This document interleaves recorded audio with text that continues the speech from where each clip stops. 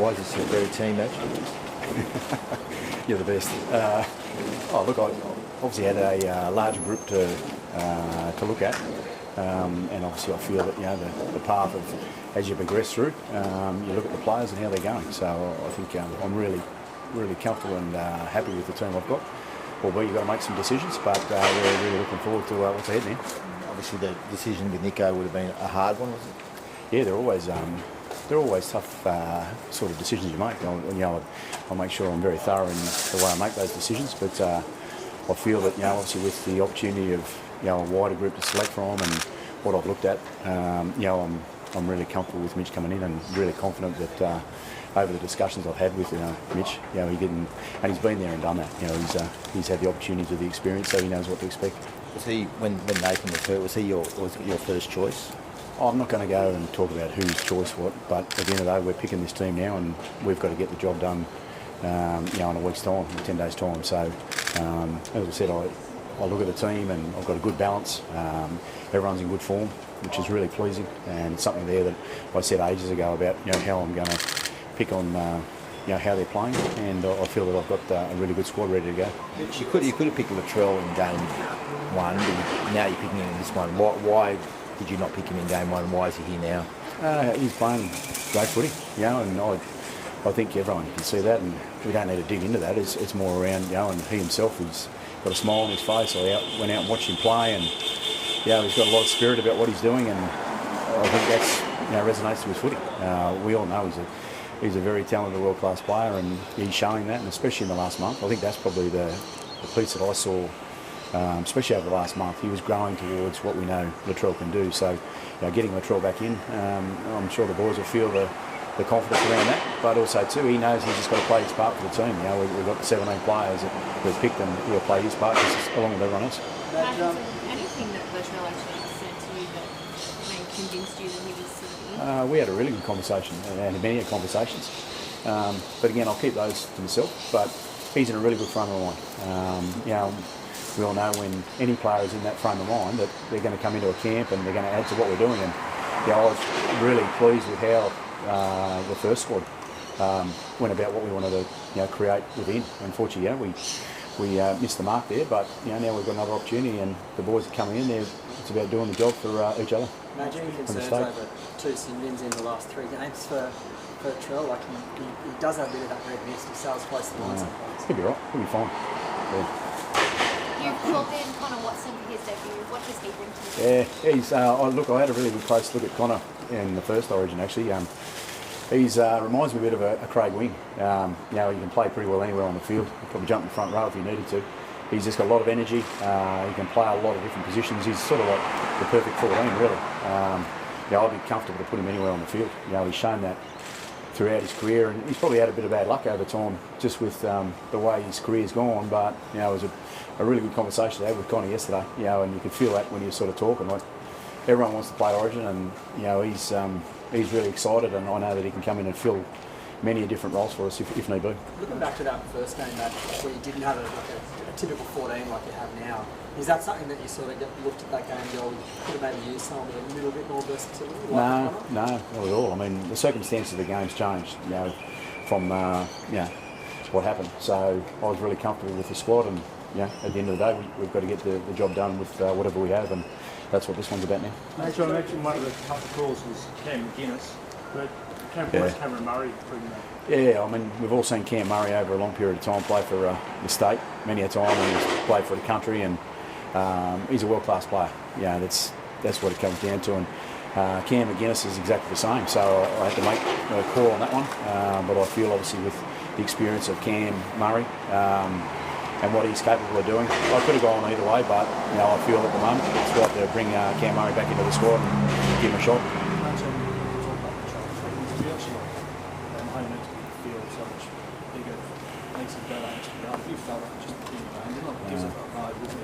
Well, I got that right across the squad, to be honest. You look at the players I've got. Each of them bring their own little unique way of how their presence is in the team. And Latrell's, he's one of the 17 boys that will bring that. And I think that's the thing that I'm really keen for Latrell to do. Is just be here and just be himself and play footy, because that's what he's really good at. You're going to have to play the Spencer at all? Nah, not at all. You don't think that's an issue? No. Can I ask you much about Mitch's kicking game and how important that is in? He's got one of the longest kicks in the game. Yeah. Obviously, they'll do a bit of homework on Mitch too, and we've got Jerome there that's a pretty good kick himself. So we've got a few different opportunities there in our kicking, but we all know that Mitch has got a good kick, and we'll utilise that at the right times. And that's a big part of what Origin's about. It's about where you place the ball, and that's something there that we'll look at throughout the next 8 days. Will you use Latrell's kicking game as well? After what I saw the other day, we'll probably throw him in there at some stage. What was it that actually tipped you in Mitch's favour? I think, I've been talking with Mitch. I've been talking to all the players. So, I've always, thought he's a good player. And I guess you've got to make a decision, and you look at the kicking, you're looking at the style of play, and Mitch has been there and done that before. So I guess those things all come together with picking the squad the way I have. Queenslanders. It's brutal for Dylan to miss out the way he did game one. Have you been better to have his hand set back? Was it a tough choice to bring him back in, or was it always sort of... Well, it was my first choice, I guess, and everyone could see that. You watched Dill play yesterday. He does it every week. And he's scrambling, he's backing up, he's supporting, and defensively he was everywhere. And so it's an easy choice, but I was obviously glad that we had someone like Teddy there that could jump in through the circumstances. But Dill's going to get his opportunity. Queensland would say this is panic stations, 5 changes. How do you respond? I'm picking the team that is going to go out and perform. So you're not panicking, not concerned? No, mate. Tell me about Jacob Boy, which has come under fire. Mark Guyer said that he shouldn't be the captain. Why did you stick with him, and why is your captain? Because he's my pickers captain. And he's got the passion, he's got the ability, he's been there, he's experienced. I saw him around the players throughout the camp, just how he galvanised. I mean, he's a player that everyone loves to play for. I mean, until you actually live it and see it, he's really impressive, Jake. The way he just carries himself for what I believe the team's moving towards. And that's, everyone's got their different attributes they bring, but around the group, he's got a real strength in bringing people together. The focus on him, because he only played that 29 minutes in the game. Will he play more? Yeah, I said that after the game. I spoke the next day about it. Is that the circumstances of the game changed. So we had a plan that Jake was going to go back out, but due to the circumstances, Jake will play plenty of time. Match your eyes. Sorry? Go after Reece Walsh again, the team mate. It's his first game in 3 weeks. Well, mate, you got to defend everyone. Yeah, unfortunately, about that much was the difference in that one, which is what it is. So, but at the end of the day, mate, we've got to go out and defend what's there, and it's not going after people. We've got to defend what's in front of us. I mean, ultimately, at the end of the day, you need your 17 players. We obviously learned that one. You get upset in Queensland basically implying that it was intentional to go after Reece and try and take him out of the game. Yeah, we've got to make sure you don't live in glass houses. That's all I say. Is that things happen on the field, and that was one there that Joey, and he's a special human being, Joey. Like, to have to deal with that, and he'll be in and around the camp at some stage. But I guess things happen on the field, and glass houses, interesting. Sounds like it's gone under your skin a bit, Mitch. No. Well, at the end of the day, he's my player. They're my players. And we want to have a crack at our players. Well, we're about us and we're about what we're doing. And I guess you've got to make sure that when you're with your players, that I'm looking after them, and that's what I'm doing. Assuming that you're not going to be hesitant about, or the players aren't going to be hesitant about putting pressure on Reece Walsh in this game? They've got players that we'll do our homework on. We've got to get our style of how we want to play. We've got a couple of the subtleties there with the changes. So they've got to look at us. What did Queensland get away with that annoyed you in that game?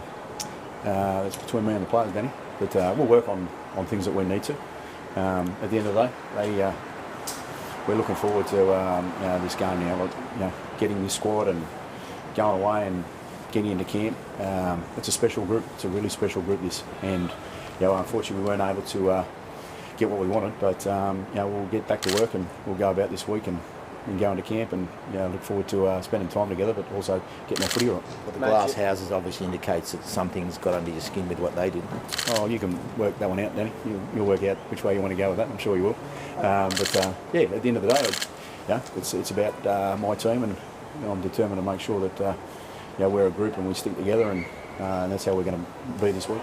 You have not a protected species, mate. Bruce Walsh, that is. Just with what happened in game one, I know we keep talking about it. Yeah. You're hoping the refs don't sort of about sort of public pressure. Mate, we're going to look at how we do things, Christian. We've got to make sure that we get a few things right ourselves. That we learn from that first game. That's one thing that we will do. We'll be a better group. I know that. Just the way that the players have come together, and obviously now it's your first game, and players are still learning probably staff calls and all the rest of it. But this camp now, I'm looking forward to getting together, and I've got a really strong sort of senior group. They're all experienced, and they'll be able to really drive a lot of the things that we're moving towards here, which is good.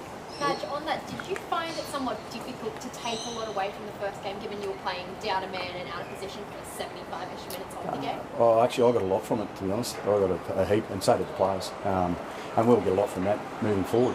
It's an experience that we've had now, and I've got to say, in all my coaching, I've never had to experience that one, but you definitely learn a fair bit. But also, too, like the amount of work that you've got to do in a situation like that, I was really, really happy and proud of them, the way they represented, and when you take someone out of a 13-man line or 12-man line, you've got to work really hard for each other, and I felt that the players were really strong in that space, and we'll look at that moving forward. Charles, one of those players that strikes fear in opposition teams. Can you talk to the way he influences the game? Yeah, I don't really want to just isolate one player. I mean, like, we all know what Latrell can do, and I want him to come in and get into the camp and just be around the players and build a connection with the players, and let him go and be the player we all know he can be.